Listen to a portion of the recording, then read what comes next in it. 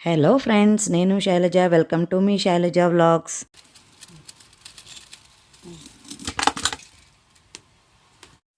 చూశారుగా ఫ్రెండ్స్, ఎంత కరకరలాడుతూ ఉన్నాయో కారపూస. ఇలాంటి యమ్మీ అండ్ నోట్లో వేసుకుంటే కరిగిపోతాయి. చాలా టేస్టీ కారపూసని పర్ఫెక్ట్ కొలతలతో ఎలా ప్రిపేర్ చేసుకోవాలో చూద్దాం రండి. ఇక్కడ నేను 2 సోలలు బియ్యపిండి తీసుకొని రవ్వ ఏమీ లేకుండా సాఫ్ట్ పిండిలాగా జల్లించుకున్నాను. ఇక్కడ నేను శనగపిండిని కూడా 2 సోలలు తీసుకున్నాను. అంటే బియ్యపిండికి ఈక్వల్ క్వాంటిటీ శనగపిండి అన్నమాట. కొంతమంది ఒక క్వాంటిటీ శనగపిండికి 3 క్వాంటిటీ బియ్యపిండి కూడా వేస్తారు. కానీ అవి తినడానికి చాలా కటకటలాడుతూ ఉంటాయి. ఇలా ఈక్వల్ క్వాంటిటీ వేసుకుంటే నోట్లో వేసుకోగానే చాలా సాఫ్ట్‌గా, చాలా క్రిస్పీగా, చాలా టేస్టీగా కూడా ఉంటాయి.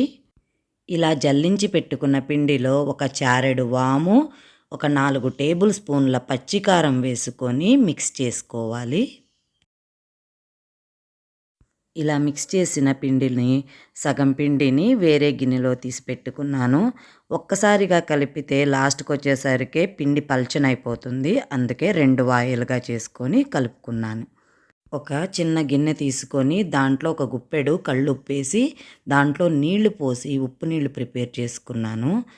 ఆ ఉప్పు నీళ్ళని కొంచెము ఈ పిండిలో వేసి మామూలు నీళ్ళతోటి కలుపుకోవాలన్నమాట. మన టేస్ట్‌కు సరిపడా ఉప్పుని అడ్జస్ట్ చేసుకొని ఉప్పు నీళ్ళు వేసుకోవాలన్నమాట. పిండిని నార్మల్ వాటర్ వేసుకుంటూ ఇలా ముద్ద కన్సిస్టెన్సీ వచ్చే వరకు కలుపుకోవాలి. ఇలా ముద్దలా ఉన్న పిండిని మనము కారపూస గిద్దల్లో పెట్టుకోవాలి.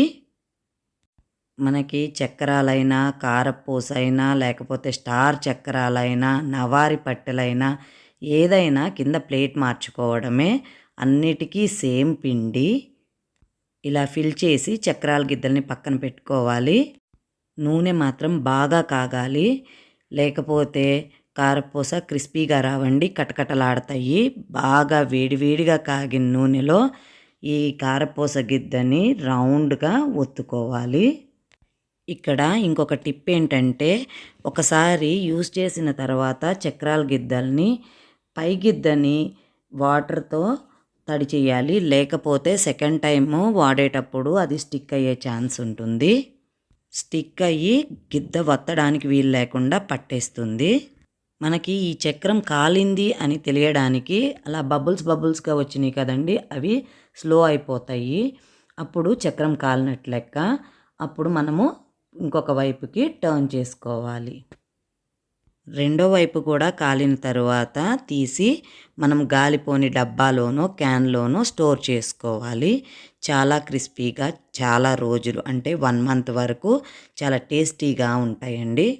ఇప్పటి వరకు మన ఛానల్ని ఎవరైనా సబ్స్క్రైబ్ చేసుకోనట్లయితే వెంటనే సబ్స్క్రైబ్ చేసుకోండి. Please like, share and subscribe to our channel.